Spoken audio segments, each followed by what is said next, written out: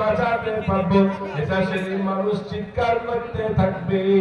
আল্লাহ বলছে কাল্লা লা ওয়াজার ইলা রাব্বিকা ইয়াউমা ইদিনিল মুস্তাকার, সেদিন তোমাদের যাবার কোনো রাস্তা থাকবে না, কোনো জায়গায় পাবে না, একমাত্র ইলা রাব্বিকা ইয়াউমা ইদিনিল মুস্তাকার, যে জন্য সেই দিনটাকে কায়েম করা হয়েছে। তোমাকে তোমার রবের সামনে গিয়ে জবাব দিতে হবে, তোমার হিসাব দেওয়া হবে, তোমাকে হেলতে দেওয়া হবে না। সেখানে জমা হয়ে কি হবে? কুরআন বলছে ইউনাব্বাউল ইনসানু ইয়াউমাইযিন বিমা কদ্দামা ওয়া আখখারু, সেদিন মানুষকে জানিয়ে দেওয়া হবে সে আগামী দিনের জন্য কি পাঠিয়েছে আর কি কি জিনিস সে ছেড়ে গেছে, যেটা তার করার দরকার ছিল সেটা করে নাই, সেগুলো তাকে দেখানো হবে।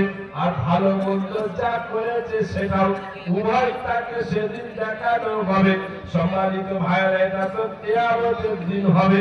কিন্তু কোরআন শরীফের 18 পারাতে আছে, একটা মানুষ যখন মুমূর্ষু অবস্থায় পৌঁছে যায়, সে যখন বিছানাতে পড়ে থাকে, ছোটবেলা পানি দিতে যাই, পানি আর যাচ্ছে না, ছোট মেয়ে কাঁদতে কাঁদতে সে একটু দিতে যাই, পানি আর যায় না, আত্মীয় স্বজনেরা তাকে ঘিরে ধরে থাকে, আর তারা মনে করে আর হয়তো একটু ঘন্টা থাকবে, কোনো চেষ্টাই কোনো জ্ঞান নাই। এইভাবে আত্মীয় স্বজনেরা থাকে, ফ্যানের উপরে ফ্যান দিয়ে আসে, এসির ব্যবস্থা করে। কিন্তু আমার আল্লাহ বলছে ওরে কত ভাগা, নীরবে চুপচাপ করে থাকে, শুধু নিঃশ্বাসটা যাতায়াত করে।